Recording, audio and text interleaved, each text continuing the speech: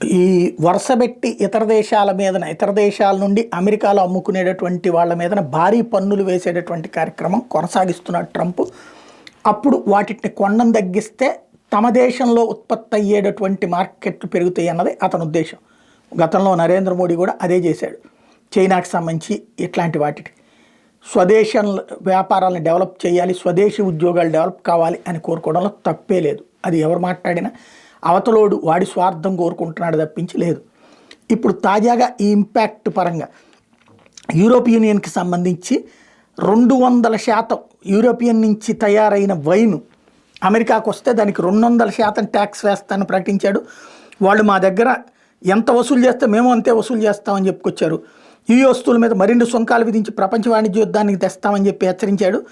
త్వరలో రాగిపైన ట్రంప్ సుంకాలు విధించబోతున్నారని వాణిజ్య కార్యదర్శి హోవార్ట్ లుట్టింగ్ కూడా చెప్పుకొచ్చారు. ఈ అంశంపైన కూర్చుని మాట్లాడుకుందామని చైనా చెప్పింది. అమెరికా విస్కీ మీద EU డ్యూటీలను అమలు చేస్తే అక్కడ నుండి వచ్చే వైన్, షాంపెన్, స్పిరిట్ మీద 200% సుంకాలు విధిస్తామని ట్రంప్ హెచ్చరించారు. EU ప్రపంచంలోనే అత్యంత దారుణమైన పన్నులుండే అథారిటీ. అమెరికా నుండి లబ్ధి పొందడానికి అది ఏర్పడిందంటూ వ్యాఖ్యానించారు. ఉక్కు, అల్యూమినియం మీద 25% సుంకాలు విధించిన అమెరికా మీద కెనడా ప్రతీకార చర్యలకు దిగింది. అమెరికా నుంచి వచ్చే పరికరాలు, కంప్యూటర్లు, సర్వర్లు, మానిటర్లు, క్రీడా పరికరాలు, దొక్క ఇనుము మీద 25% ప్రతీకార సుంకాలు విధిస్తున్నట్టు ప్రకటించింది. మరో అమెరికాతో సుంకాల వివాదం నెలకొన్న నేపథ్యంలో G7 దేశాల దౌత్యవేత్తలు గురువారం కెనడాలో భేటీ అయ్యారు. యూరప్ వైన్ మీద 200% సుంకాలు విధిస్తామని ట్రంప్ హెచ్చరించిన వెంటనే ఈ భేటీ జరిగింది.